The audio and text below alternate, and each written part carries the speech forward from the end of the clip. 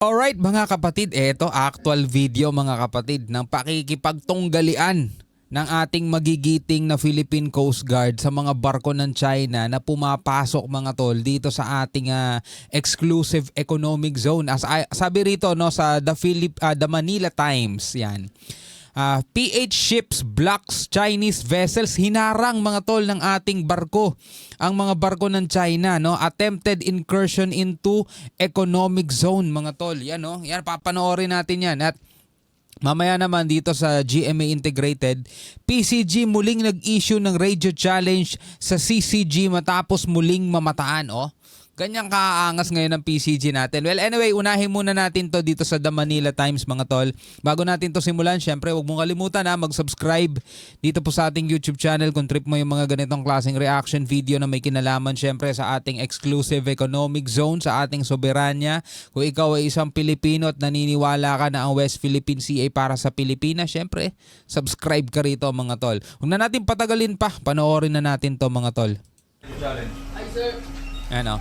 PH ships, no, barko ng Pilipinas, blocks Chinese vessels attempted incursion into economic zone.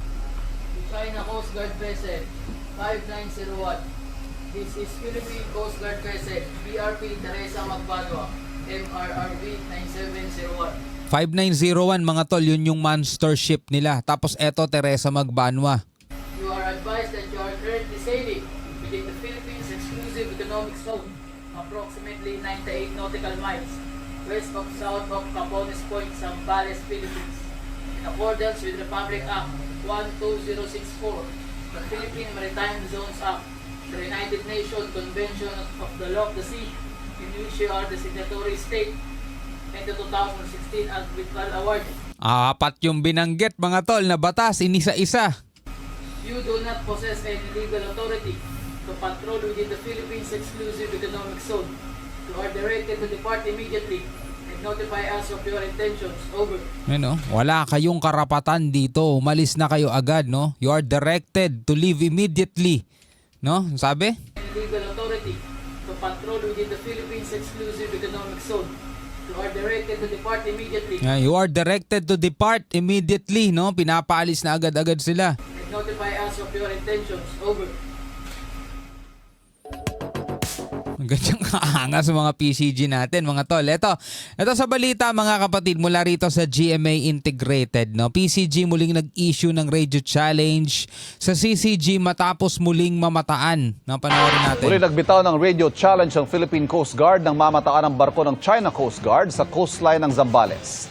Nakatutok si Nico Wahe. Bagong balita to, no? 17 hours pa lang. Matapos mamataan noong January 9, muling pumasok sa loob ng exclusive economic zone ng vessel 3304 ng China Coast Guard.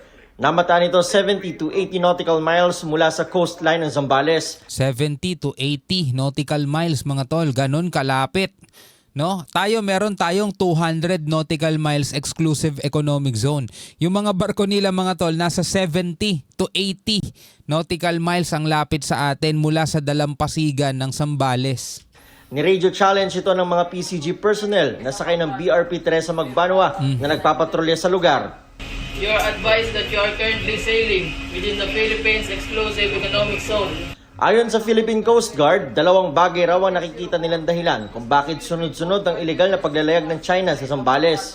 We believe that this is a way for the Chinese Coast Guard to drive away the Filipino fishermen. So ang gustong mangyari ng mga Chinese Coast Guard mga tol is itaboy, no? Ayan, to drive away Filipino fishermen para itaboy yung ating mga mangingisdang Pilipino, no? Papalayo mga kapatid. Ito yung dapat pinupunay ng mga ng mga mambabatas natin mga tol na nag-iingay na pinupuna nila yung pagdating ng carrier strike group mga tol ng Amerika at sinasabing pumapasok daw ng illegal sa ating soberanya. Samantalang ito mga barko ng China hindi nila pinapansin. Diba? Akala ko ba para kayo sa Pilipino? Akala ko ba kayo ay inihalal para paglingkuran ng mga mamamayang Pilipino? Bakit hindi nyo iniisip yung ating mga mangingisda, diba? We believe. Ito sabi ng PCG to ni Commodore J. Tariela. Naniniwala daw sila na etong ginagawa ng Chinese Coast Guard na pagpapadala ng mga barko malapit no sa dalampasigan ng Zambales kasi 70 to 80 nautical miles yung layo yung lapit nila ay para daw no itabo yung ating mga mangingisda. Etong ating mga mangingisda mga kapatid, ito talaga yung pangunahing ikinabubuhay nila. Pinanganak yan malapit sa karagatan, hindi sa malapit sa mga bukirin, imbis magsaka nangingisda sila. Okay, yan ang pinangkakain nila sa mga mga pamilya nila. Yan din ang pangunahing hanap buhay nila mga tol. Kaya kailangan ito yung isa sa mga pinoprotektahan ng ating gobyerno, ng ating mga nakaupo sa pwesto mga tol. Yung mga mambabatas dapat gumawa sila ng batas na malalo pang mas magpapatibay ng ating karapatan dito sa West Philippine Sea. Hindi yung tipong mga tumutulong na nga sa atin, gustong magbigay ng suporta, yung pa yung inaaway natin no? Kukulit din ng mga mambabatas Tapos tatakbo ka pa bilang senador. Anong nang gagawin mo lalo dyan? They wanted to break the confidence ng ating mga kababayan. Dahil alam naman natin na kapag mas maraming civilian na mangingisdang Pilipino na pumupunta dito sa West Philippine Sea, it is actually a headache for the Chinese government. They wanted to break the confidence, no?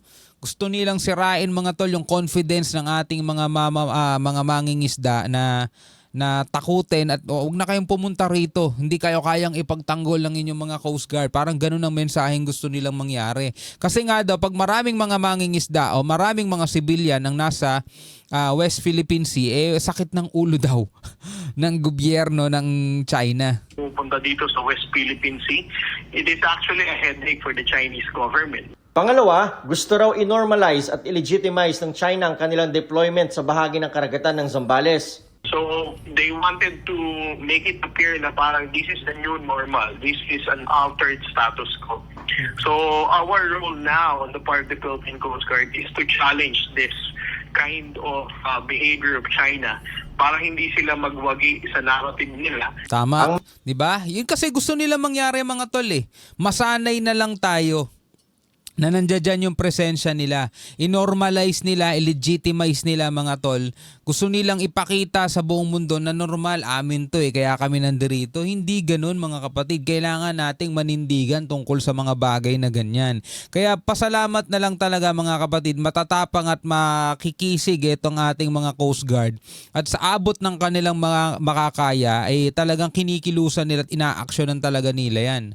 Behavior of China para hindi sila magwagi sa narrative nila.